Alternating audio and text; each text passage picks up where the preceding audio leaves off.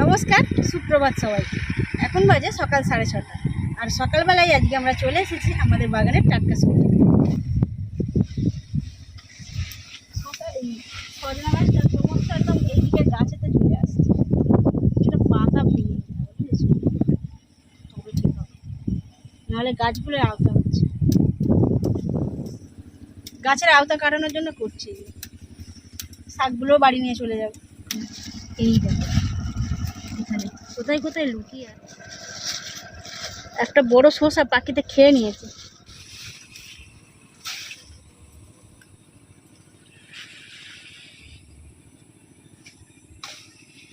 ঘরের এদিকে ঝুলছিল, মোট 4টে শসা তুলেছি, এখনো গোড়ার দিকে অনেকগুলো আছে, এদিক থেকেই আমাকে তুলতে হবে।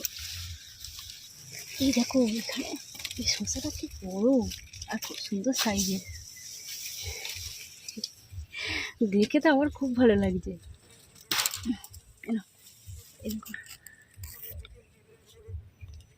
সকালবেলা বাগানের এতগুলো টাটকা শসা তুলে নিয়েছি, তো একটা খাবো।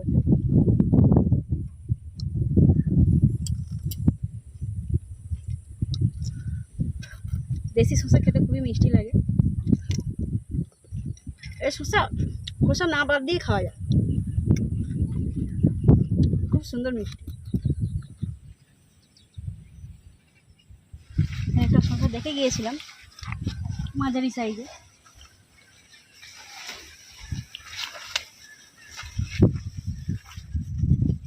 তো এইটা পুরো পাখিতে খেয়ে একদম পাখির বাসার মতো করে দিয়েছে।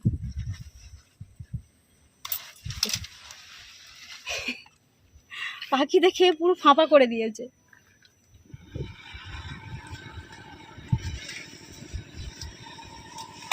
এবার জলের দিকে নেমে ঝিঙাগুলো তুলবো, সামনেই এখানে একটা বড় মতো হয়ে আছে। পাতাগুলো সরিয়ে গেছে, এবার ছোট। এটা সরু আছে, অনেকটাই জলে নামতে হবে, এক হাঁটু জলে। এটা বেশি ঢাল তো পুরো এখানটা।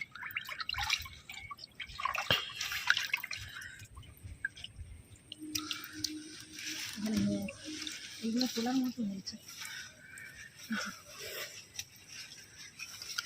এখানে। এই যে এটা সরু, এইটা তুলবো না।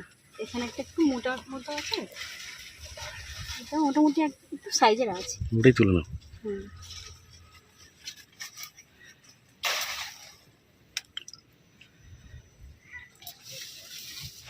এখানে একটা ভালোই বড় সাইজের আছে, এইটা তুলে নিচ্ছি। ওর ভেতরের দিকে আর একটা বড় আছে, দেখতে পাচ্ছ না? দেখাচ্ছি।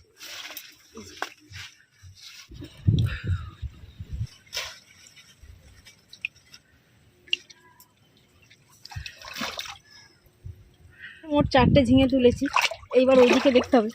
ও ঢালে নেমে গেছি পুরো, বুঝলে, পুরো ভিজে গেলাম।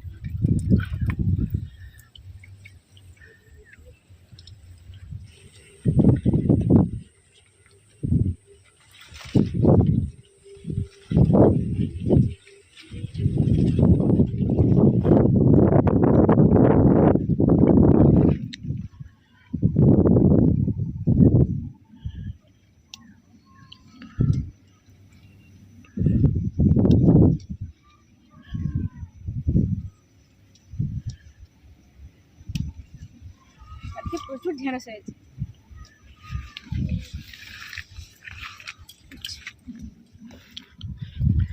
চলেছো, আর তুলতে হবে না। হ্যাঁ সেগুলো আছে, তুমি তো বাজারে যাবো তো। দেখে যাবে। আচ্ছা দাঁড়াও না,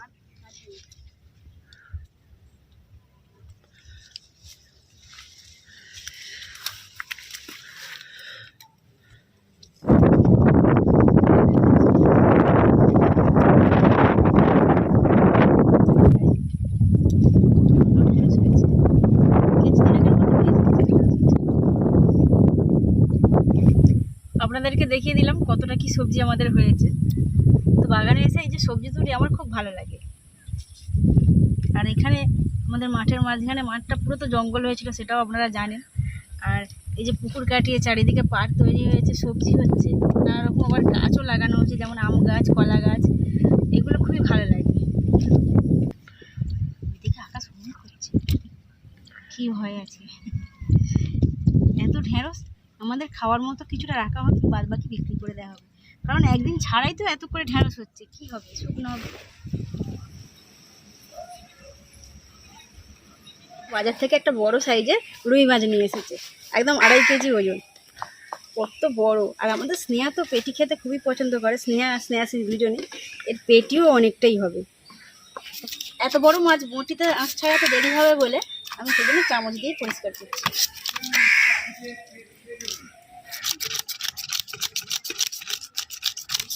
এক পাশটা পরিষ্কার করে ফেলেছি, আবার আর এক দিকটা মাছ ছাড়াচ্ছি।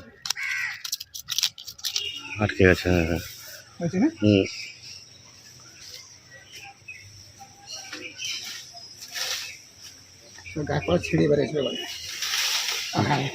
মাছগুলো ভালোভাবে পরিষ্কার করে দিয়েছি, এবার মা মাছটা কাটছে। একটু মাকে বড় দেখে মুড়োটা রাখতে বলছে, মানে একটু বেশি করে মাছ রাখতে বলছে, মা মুড়ো খেতে খুব পছন্দ করে, তারপরে বড় মাছের মুড়ো ভালো লাগবে।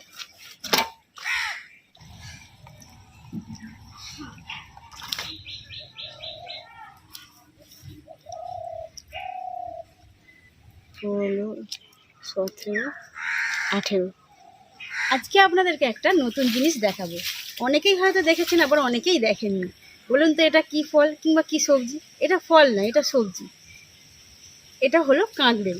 আমাদের এই গাছ থেকে পাড়া হয়েছে, সামনের গাছে প্রচুর হয়ে আছে, তো সেখান থেকেই অনেকগুলো পাড়া হয়েছে। আর এই যে গায়ে দেখতে পাচ্ছেন, এইগুলো একদম শক্ত শক্ত, হাতে লাগছে, পুরো কাঁটা কাঁটা, পুরোটা গা কাঁটা কাঁটা হয়ে আছে। এই খোসাটা বাদ দিয়ে সবজিটাকে কাটা হবে। আর ভেতরে শক্ত শক্ত বড় বড় গোল গোল দানাও আছে, আমি যখন কেটে দেখাবো বুঝতে পারবেন। আর এই সবজিটা খেতে কতকটা উচ্ছের মতো তেতো। এটা মানে উচ্ছে আলু যেভাবে ভাজা হয়, সেরকম এই সবজিটা কেটে আলু দিয়ে ভাজলে খুবই টেস্ট হয়। এই দেখো, কোন মাছটা খাবে তুমি? হ্যাঁ, দেখে যাও কোন মাছটা খাবে। কড়াই তেল গরম হয়ে গেছে, এবার মাছগুলো তেলের মধ্যে দিয়ে দিই।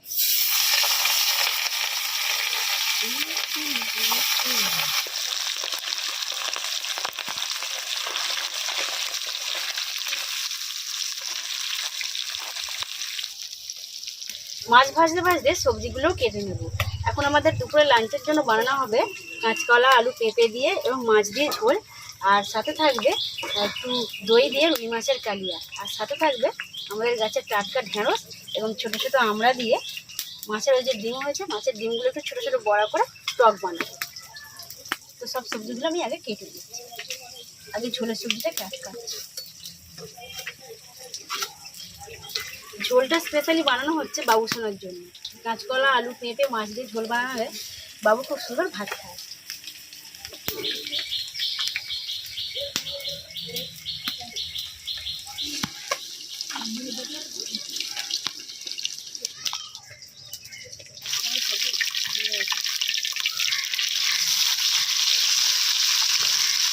ঝিলঝিল মতো একসাথে ঝোল হয়ে যায়।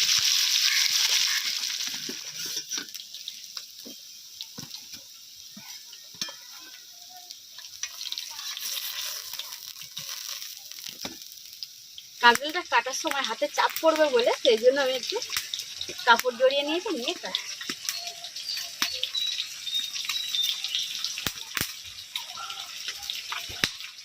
এর ভেতরে শক্ত শক্ত দানা আছে বলে একটু চাপ দিয়ে কাটতে হচ্ছে। সেগুলো ঝোল কাটা।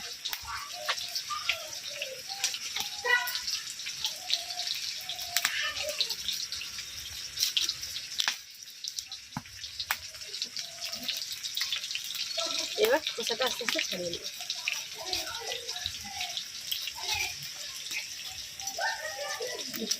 কাঁকড়াল বাঁচতেও সময় লাগে। এই যে গোটা দানা,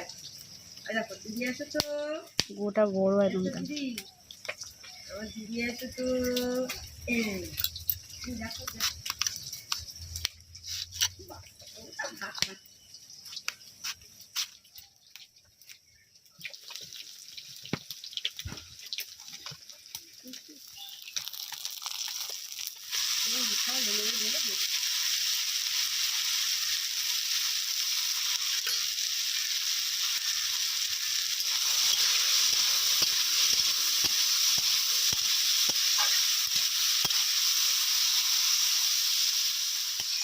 পুরো আলু ভাজার মতো করে ভেজে দেবো। অনেকটাই নরম হয়ে এসেছে।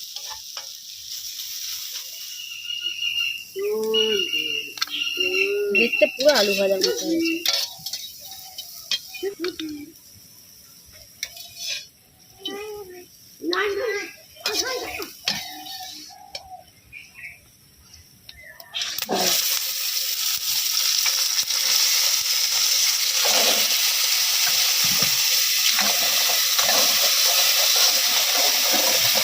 মধ্যে 1/2 চামচ লবণ এবং 1/2 চামচ হলুদ গুঁড়ো দিয়ে দেবো।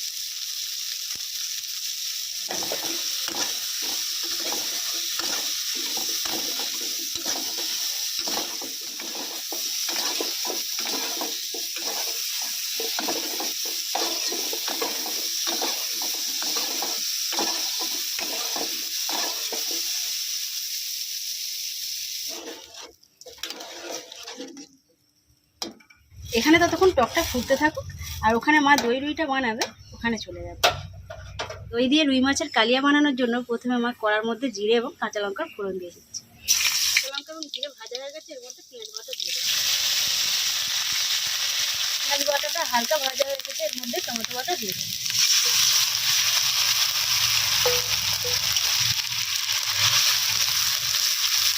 এর মধ্যে দিয়ে দেবো 1/2 চামচ লবণ,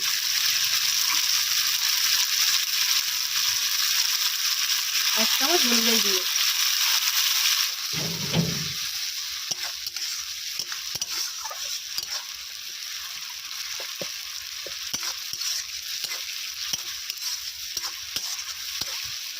আদা এবং রসুন বাটা।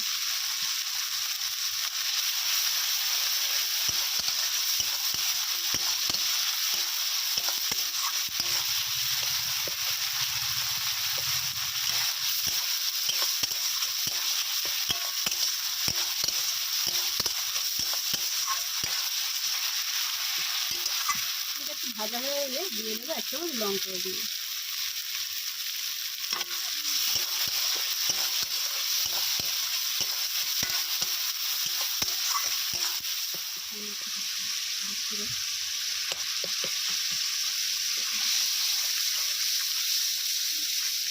দইটা মশলার মধ্যে দিয়ে ভালোভাবে নেড়ে দিতে হবে, মশলার মধ্যে মিক্স করে দিতে হবে।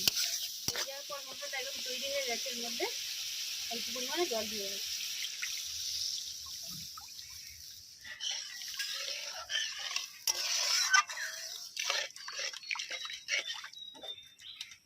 টকটা অনেকটাই ফুটে এসেছে, এর মধ্যে এবং ছোটো ছোটো ডিমের বড়াগুলো দিয়ে দেবো।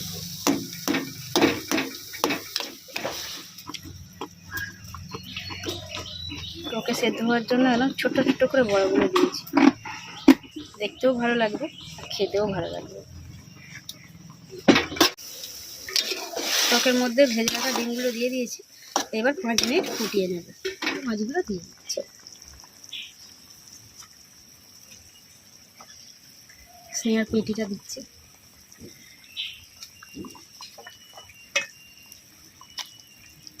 এই যে বড় বড় মাছের মুড়োগুলো দিয়ে দিচ্ছি।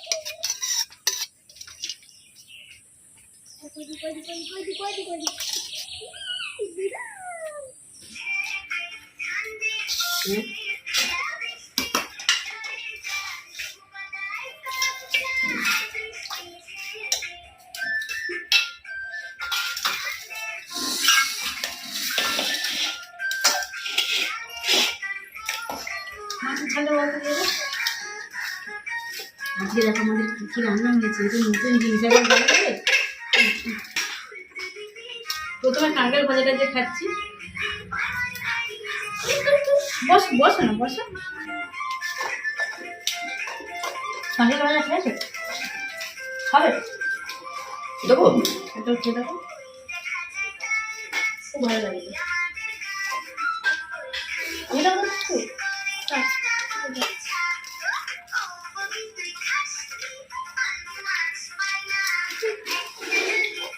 বাবুকে দিদি একদম বড় চাঁদের মতো টিপ করিয়ে দিয়েছে পুরো পূর্ণিমার চাঁদ এসে একবার দেখি ওকে বুঝো না ও বাবা ঢেলে দেখতে ঢেলে না ঢেলে না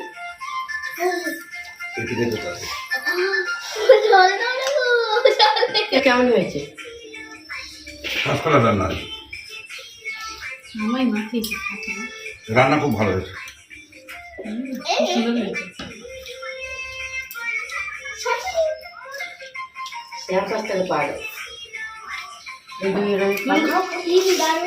বিদারুন হ্যাঁ মাকে খাচ্ছে